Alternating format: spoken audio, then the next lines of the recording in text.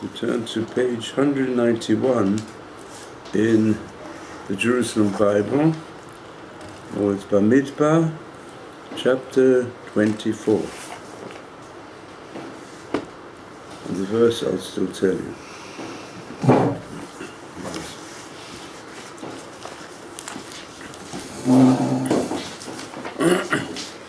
First, since there's one of our former students listening on YouTube, and he sent me a typed out sheet of the Shia.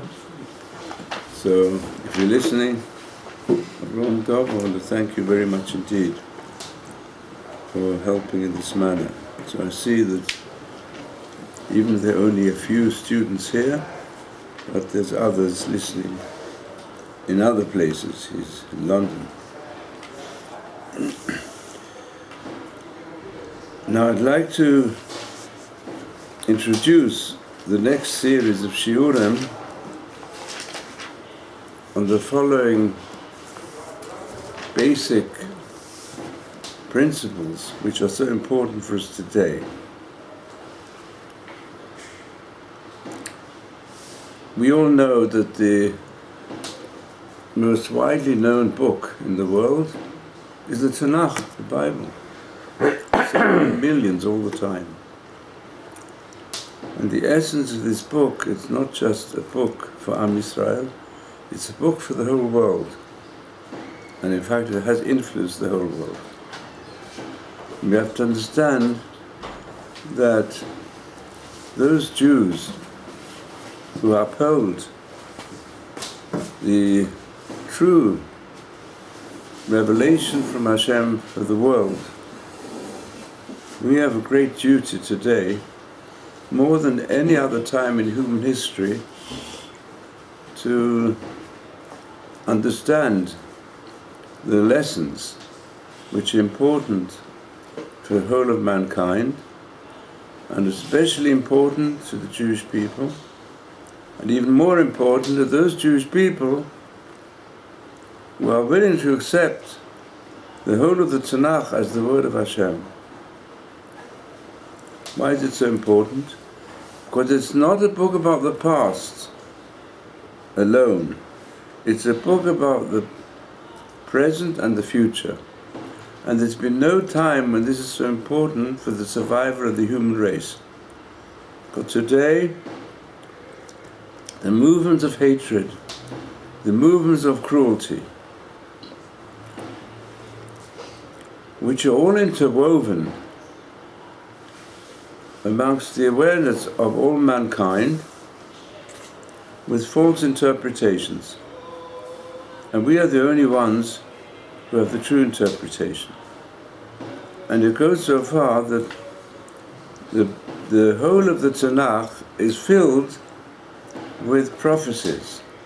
We know that what you can tell me, what is the difference between modern Hebrew and the Hebrew of the Tanakh when it comes to basic grammar? What's the main difference? Speaks in the past. Pardon? Uses the future to speaks in the past. That what? The way it's Maybe writing, perhaps can hardly see you. Why you have?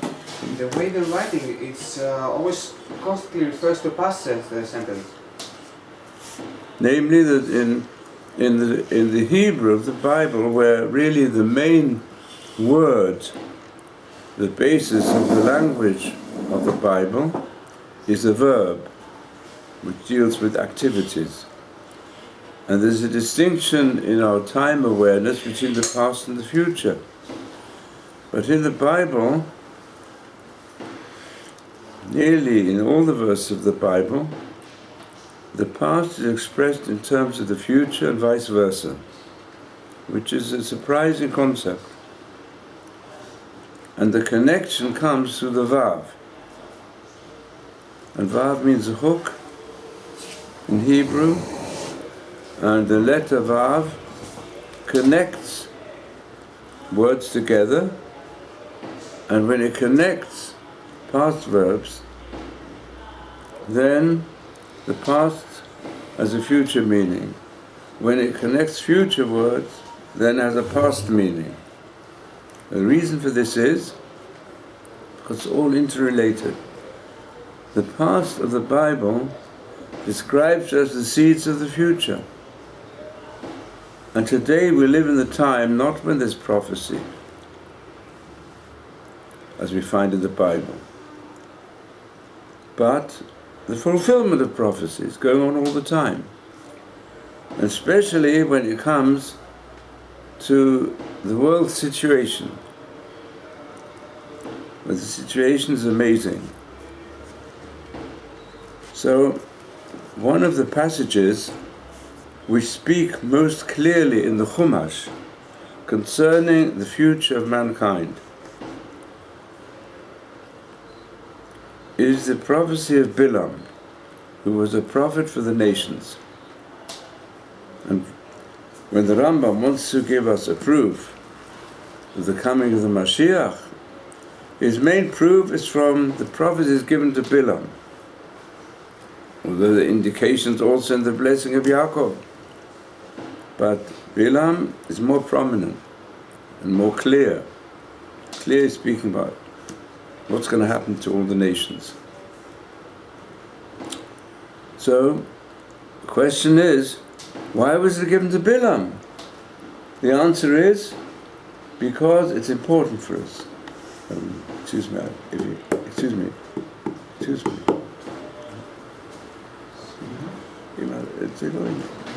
can't follow.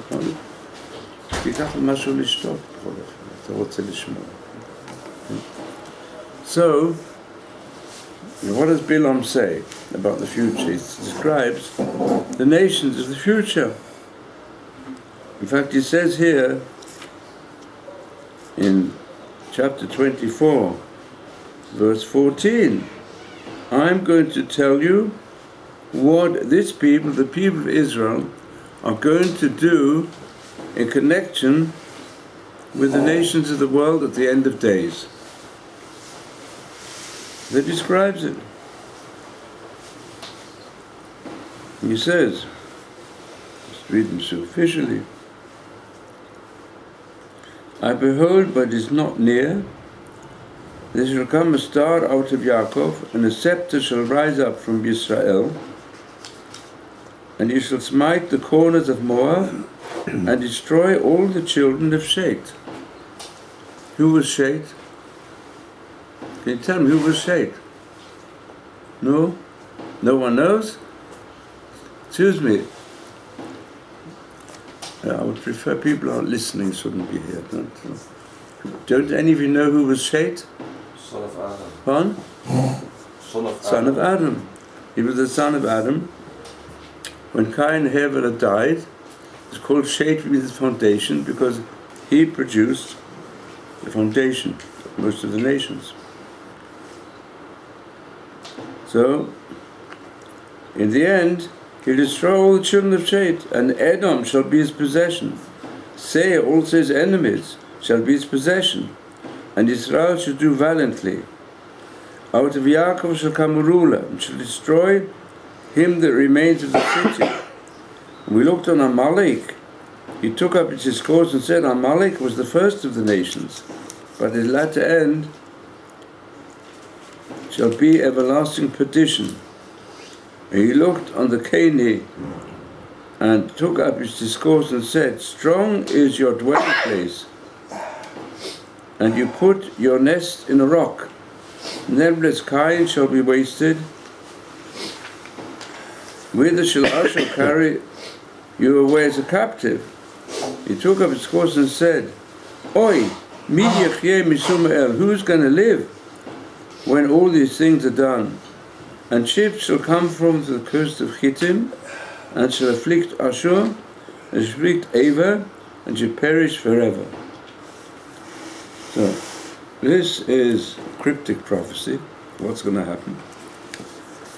And we know in the Tanakh there's reference to the nations. So, there were certain times when the non-Jewish scholars and some of the Jews who went into biblical scholarship, they followed the non-Jewish scholars. So they said, who knows if this is true, but archaeology and anthropology has demonstrated the truth, also even all the names of the nations. So, to understand what Bilam is referring to, we also have to look in other places in the Tanakh. Bilam refers to these events that will take place in the distant future in cryptic terms. But they're described in the prophets of Yechezkel especially, and Zechariah and Zephaniah. And all of us know the great prophecy that in the end of days, he's talking about Acharit Hayamim, this is the key phrase, end of days. War will become obsolete, although it seems an impossible idea according to the present state of mankind. But this will happen, war will become obsolete. When it will become obsolete? When the nation of the world will recognize the truth of the Bible. And will recognize the truth of the Jewish people being the bearers of the Bible. And therefore they'll go to the true interpretation, which goes deep amongst the ancient commentators. And in fact, it's not a coincidence, but it's a part of this prophecy, is because the United Nations building, they put on the wall the ultimate dream that war will become obsolete, the energies of agricultural and economic powers of human beings will be used to provide enough food for the exploding population. You don't need wars to go and eliminate them. That's what it says. That's the deeper meaning. They'll transform their weapons, their swords, into plowshares. And they won't learn warfare anymore. It'll be a different level. Mankind will grow up, not be like stupid children, even if they may be adults, who fight with one another and they're jealous of one another. Instead, they'll become a family of nations. And this is already indicated right at the beginning of the Bereshit. Avraham Avinu, through you will be blessed too the families of the nations. Just a family will only be successful if they learn to bring up their children in a harmonious manner, even though the children may be very different one from the other. And maybe in early childhood they'll fight with one another. But if the parents are sensible, they'll give them a good education. And where can they learn education from? From the conscience and from the Torah. So this is what we hope for. And in the Middle Ages, when the scholars, in the time of the Renaissance, started studying the Bible more thoroughly, the so-called Old Testament, they really studied it more deeply. How did they study it more deeply? Because we began to study what is written in the Talmud and in Maimonides, and that way they got a different idea. And they recognized that this is important for the survival of the human race. So they came to the Jewish sources. The same applies even on the scientific level. Isaac Newton was one of the greatest thinkers and one of the greatest scientists of his time. In secret, he believed the truth of the Old Testament and the falsehood of the New Testament and other interpretations. And so we find this becoming, people are beginning to recognize it all over the world because the prophecies are becoming fulfilled. So where do we find the prophecy of Bilam, which is very cryptic, described more thoroughly?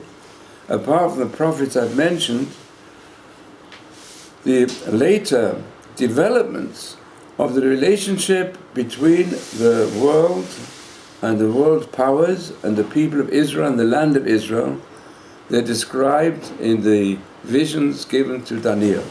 Both the vision that was given to Nebuchadnezzar himself, which is interpreted by Daniel, and then the vision that was given to Daniel himself. And that explains things better. So now I want to go again to chapter 7 of Daniel, which you'll find in Jerusalem Bible, which we already dealt with, in part. So, in chapter 7, Daniel had a dream what was going to happen to the future.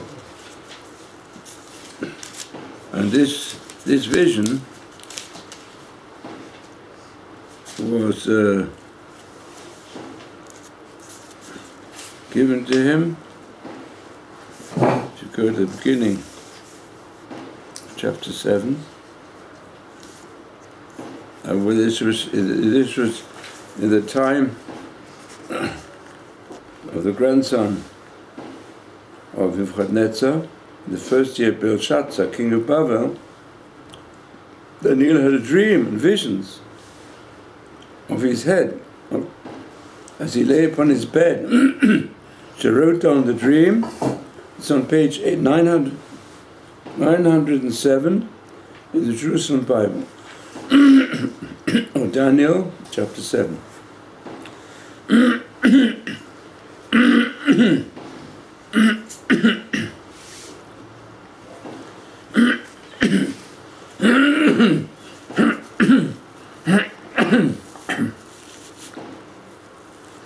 Daniel spoke and said, I saw in my vision by night, and behold, the four winds of the heaven stirred up the great sea, and four great beasts came up from the sea, different from one another.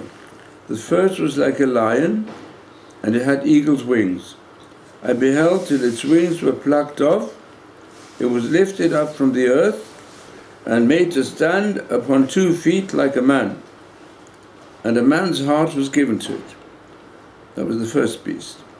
And behold, another beast, the second one, like a bear, and it raised up itself on one side. It had 3 ribs in its mouth between its teeth. And thus it was said to it, Arise, devour much flesh.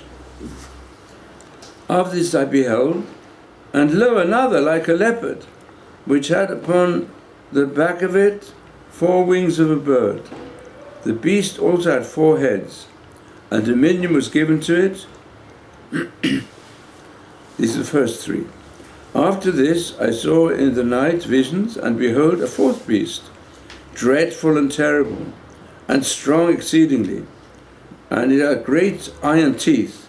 It devoured and broke in pieces, and stamped the residue with its feet. And it was different from all the beasts that were before it. It had 10 horns.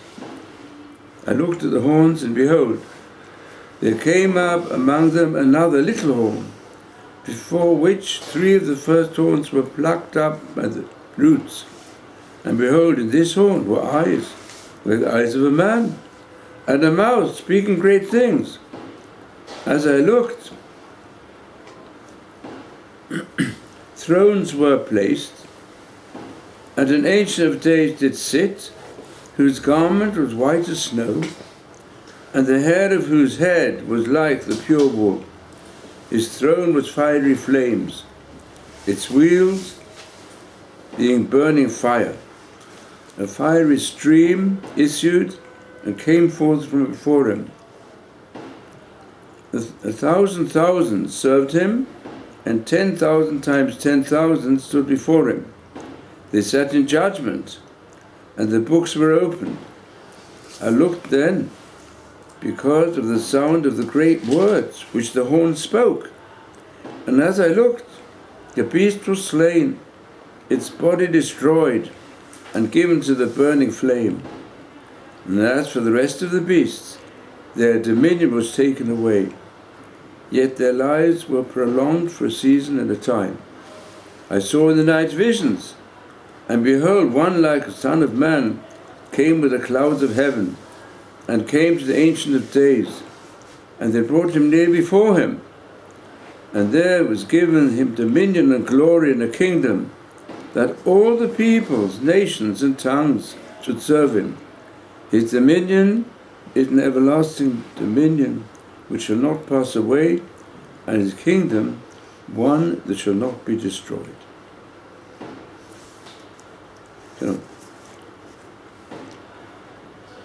So then he asks, I was very frightened, he says. My spirit was grieved in the midst of my body, and the visions of my head affrighted me. I came near to one of them and stood by and asked him the truth of all this. So he told me, and he made known to me the meaning of the things. These great beasts which are 4 emperors who shall arise out of the earth. But the holy ones of the Most High shall take the kingdom, and possess the kingdom forever. even forever and ever. Then I wish to know the truth of the fourth beast, which is different from all the others, exceedingly frightening and dreadful, the teeth of which were of iron, and its nails of brass, which devoured, broke in pieces, and stamped the residue with his feet, and the 10 horns that were on his head, and the other horn which came up, for which 3 fell, the horn which had eyes, and a mouth that spoke very great things, and which appeared greater than its fellows. I beheld of the same horn made war with the holy ones, and prevailed against them, until the Ancient of Days came, and judgment was given for the holy ones of the Most High. And the time came that the Holy One possessed the kingdom. And thus he said, the fourth beast shall be a fourth kingdom upon earth, which shall be different from all kingdoms, and shall devour the whole earth, and shall tread it down, and break it in pieces. And the 10 horns are the 10 kings that shall rise out of this kingdom. And another shall rise after them, and he shall be different from the former ones. He shall subdue 3 kings, and he shall speak great words against the Most High, and shall wear out the holy ones of the Most High, and think to change times and laws. And he shall be given into his hand for a season and seasons, and half a season. But he shall sit in judgment, and his dominion shall be taken away, to be consumed, destroyed to the end. And the kingdom, dominion, the greatness of the kingdoms, and the whole earth, shall be given to the people of the holy ones of the Most High, whose kingdom is an everlasting kingdom. And all dominions shall serve and obey him. Here is the end of the matter. As for me, Daniel, my thoughts frightened me, and my color changed, but I kept the matter in my heart. So, this is description of the 4 empires. So in human history, whom do they refer to? So,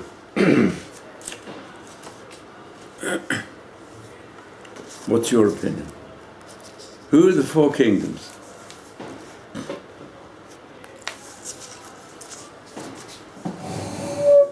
I guess they're changing. Hmm? I guess the opinions are changing as much history is progressing. Right. The 4th one looks like Rome, though. Huh? The 4th one looks like Rome, the 4th kingdom. Yes. It's way stronger than any other kingdom by its time, and already defeated the Jews, like he defeated the revolutions of the Jews, the same ones. So one studies the words of the other prophets, and also the other visions of Daniel. It's accepted almost unanimously by all commentators that the first empire referred to here is the Babylonian Empire. And the second empire is assumed to be the Medes and the Persians, who came after the Babylonian Empire. And the third one is, generally speaking, assumed to be Greece, Hellenistic Empire. And the fourth one, as you say, is the Roman Empire. This is the widely accepted interpretation, also by the Ramban, as one of the deeper commentators on the whole Tanakh, and also on all the traditions which we have. But it's clear the Roman Empire, as it's described here, in terms of 10 horns, in another vision also the 10 toes, we saw in the vision of Nebuchadnezzar himself. These are the different aspects of the wider Roman Empire, which had an influence, some only a distant influence and some a close influence. So we find already Rav Sadia Gaon, who preceded the Rambam, one of the greatest thinkers, and one of the greatest experts on the Tanakh, he says that these 10 horns refer to the Roman king of Constantinople, the king of the Armenians, the king of Hungary, the king of Ashkenaz, which included the Central Europe, Germanic, Gothic kingdoms, the king of Bulgaria, the king of Canaan, that was also they took over part of the Middle East, the king of France, the king of Spain, the king of Russia. And the last one he mentions is the king of Ishmael in Yerushalayim, is also included. So these are all the 10 kingdoms which we include under the overall heading of Rome. And referred to this, when Daniel says that this kingdom is extremely terrifying and very strong, it said specifically about the kingdom of Ishmael, although it only developed much later. I mean, there were just Bedouins, basically, most of them idolaters, that existed until the 7th century, the Common Era. And only with Muhammad and his successors, it became a strong power. But not a power that could really compete with the enormous Roman Empire. And so also,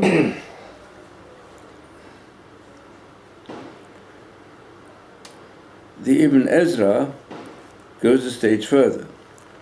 The Ibn Ezra says that really the Greeks were really the source from a point of view of basic civilization that influenced the deeper conceptual aspects of Roman civilization.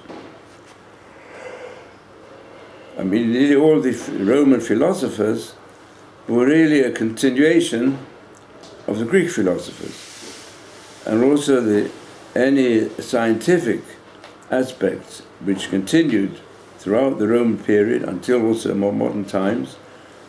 It's recognized generally this is basically a continuation with a varied style, but to a great extent continuation of what already existed in the Greek Empire, who also wanted to rule under Alexander the Great, who wanted to rule the whole inhabited world. So there Ibn Ezra says that the leopard referred to as the 4th empire is the Hellenistic Empire followed by the Romans. Now the Ramban, he says, he opposes, because it says in Jewish tradition, there isn't so much emphasis upon the persecution that comes from Ishmael as it is the persecution that has come from Roman civilization and its successors. And when we find these references for the cruelty of Ishmael, which is referred to also in the Zohar and the Midrashim, and Chaim Vital, he was a disciple of the Rizal, he says, there are he uses the following expression: we know that there are 4 Galuyot: Babylon, Persians and Medians, Greece, and Rome. But in the future, he says, there'll be the 5th one, and that's accepted by Pirkei Rabbi Eliezer and the Midrashim, and Sefer Zohar, and it hinted at also in the words of the sages. Because there's you know that the descriptions and the words of the sages in images of Rabbi Baba Chona, who was a great explorer and saw many unusual things in this world. And he says, once I was traveling amongst the seas and oceans, and behold, there was a gigantic frog as big as a city. And then there came a serpent and swallowed up the frog. And then there was a raven, a female raven, that swallowed the serpent. And then this raven came and made its nest in a tree. Now what does this mean?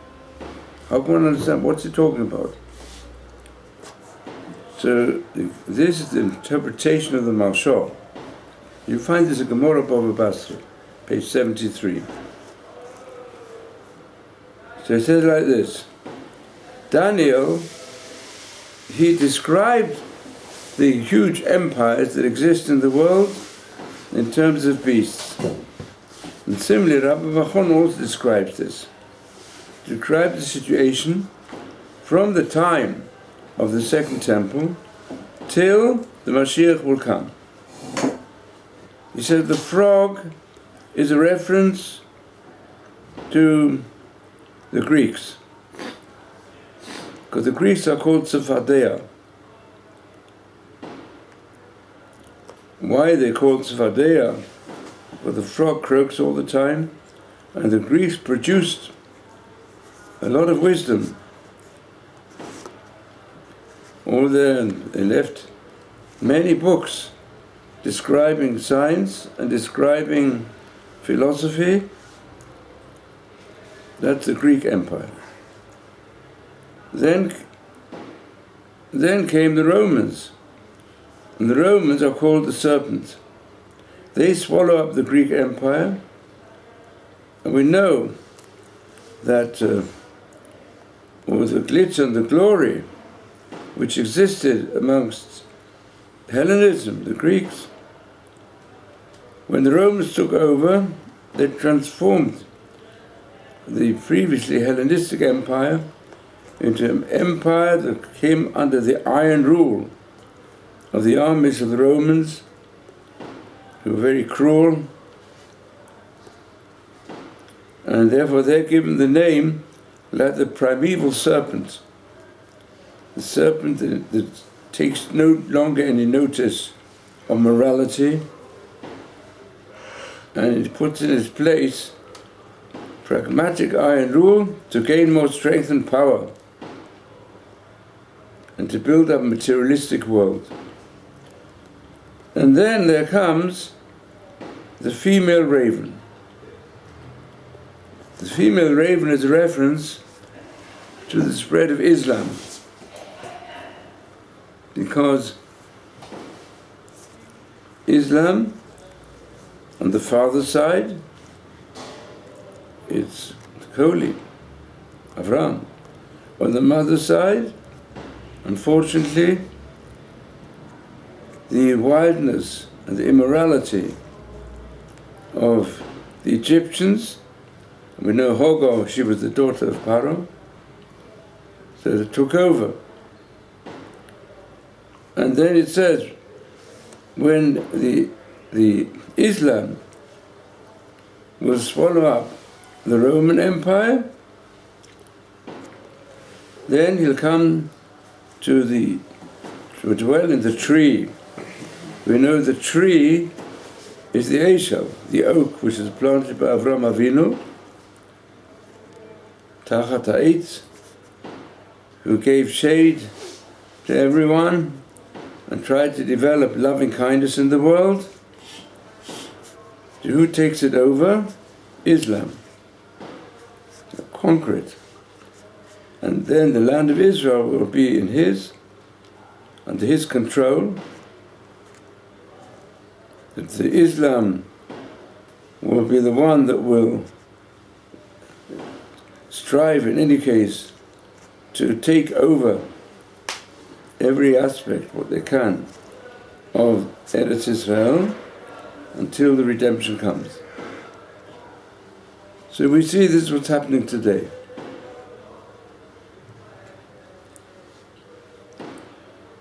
And this is hinted at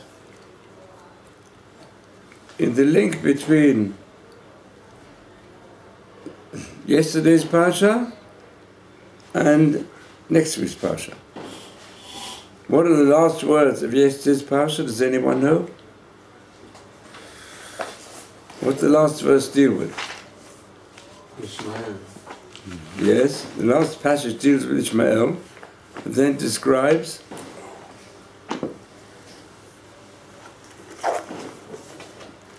how Yishmael, that's why it describes, perhaps I'll even give you the description of Yishmael given in the words of the sages, even brought by the Rambam. The Rambam lived in the time of the spread of Islam, when also the Muslims,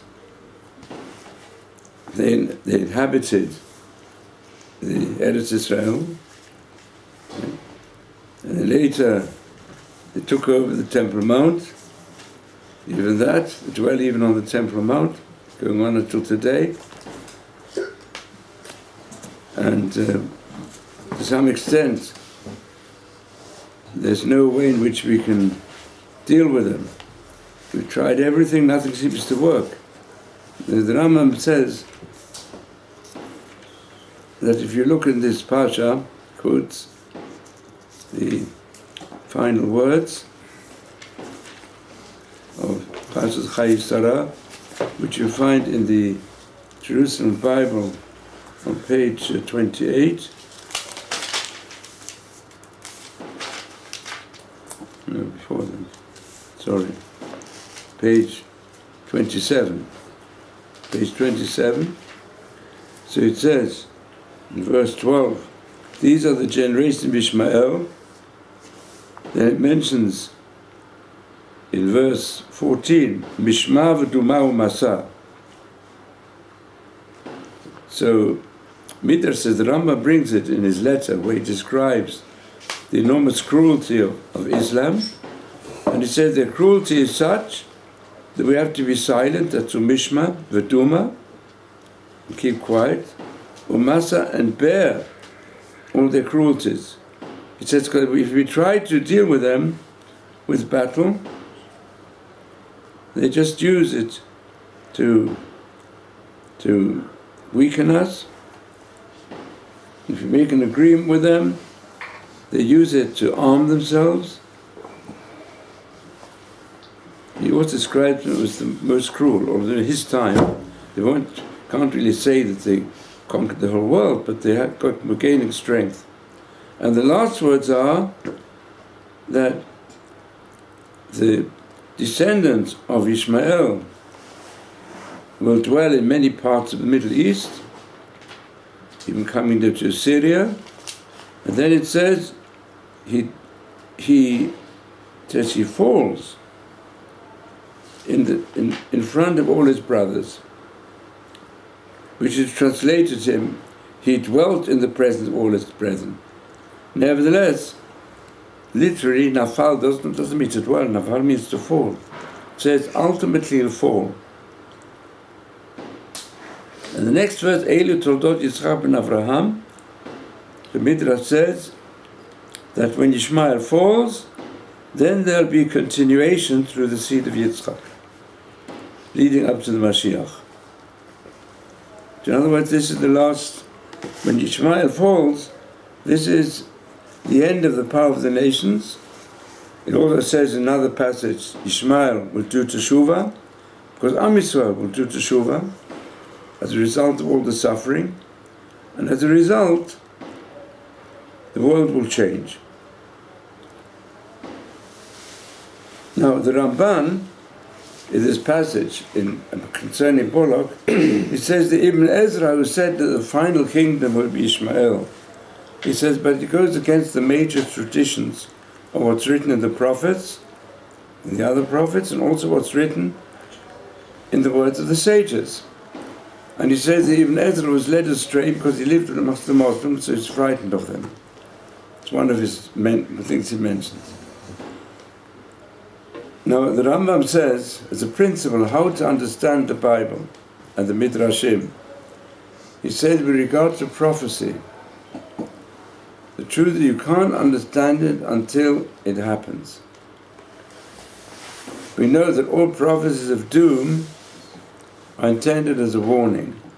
If the last of all the prophets, Malachi, what are the last words of his prophecy? Does Malachi know? He speaks about a trade that will be great and dreadful. Then? Ben. What does he say? The last verse which we recite from the last of our prophets is V'heishiv leiv a voice. Mute, some of you got a voice. V'heishiv leiv avot. Who can sing it? You know the song?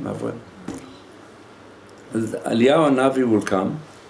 Hine anochi sholeach lachem eitz Eliyahu hanavi lifnei bo yoim Hashem hagodel v'hanoiro v'heishiv leiv avois aponim v'leiv unim rosam penavoy v'yekez kol eschedem. The last words are, I'm going to send you Eliyahu the prophet. He will bring back the hearts of the fathers to the children to the fathers, to their Father in heaven, lest I come and smite the whole earth with destruction. So the last word is a word of doom. Yeah? That's why when it's recited, we recite the penultimate verse, one beforehand. But we have a principle that no prophet ever ends his prophecy with words of doom. So what does it mean? So people couldn't understand it. But today we all understand it. What is mankind being told here? That unless we do teshuvah, then the whole of this world is doomed to destruction. It'll be doomsday. Today they speak of doomsday. I mean, the world is today, it's like a powder keg of weapons that can overkill all living beings on this earth many times. And it's by a certain balance of terror that we still exist. So when that situation comes, mankind will in the end recognize there's only one way. The only way is teshuvah, v'heishiv. If we'll fulfill a heishiv, it won't happen. And Penn always introduces something that should never happen. It's only a threat. And sometimes we only wake up when there's a threat. Often happens, literally as well. If you don't threaten the bochrim, the yeshiva, with something, the laziness takes over. They don't come to shul, don't come to... Sometimes we need a threat. So Hashem gives us threats all the time. He doesn't want to fulfill them, because He is really compassionate. He wants us to go the right way. Also, we know the little children, sometimes you've got to give them a threat. Little children, they like running across the roads, and they run over by themselves. If you don't threaten them, then you endanger their lives. Because they don't understand yet. And so many of us, we don't understand yet what's at stake. So Hashem threatens us. And the threat of nuclear warfare is today, it's a very serious threat to the future of the human race and of this planet altogether.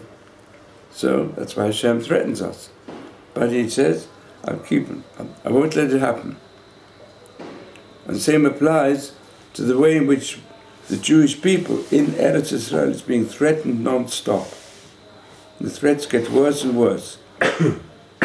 Because we have to do teshuvah. Right? If we'll do Hashem, that's Yishmael, it's even given this term because if there's no other way, Hashem will give certain powers to Yishmael, and they'll go beyond the normal.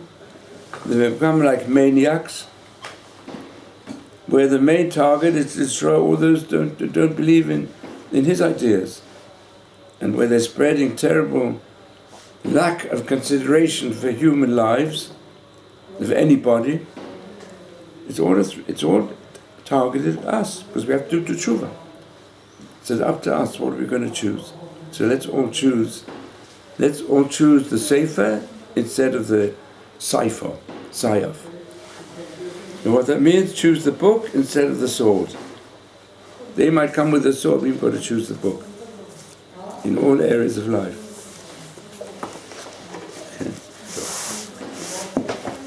Now, it's interesting enough, this is also, at the same time, one of the best introductions to understand what Hanukkah is all about,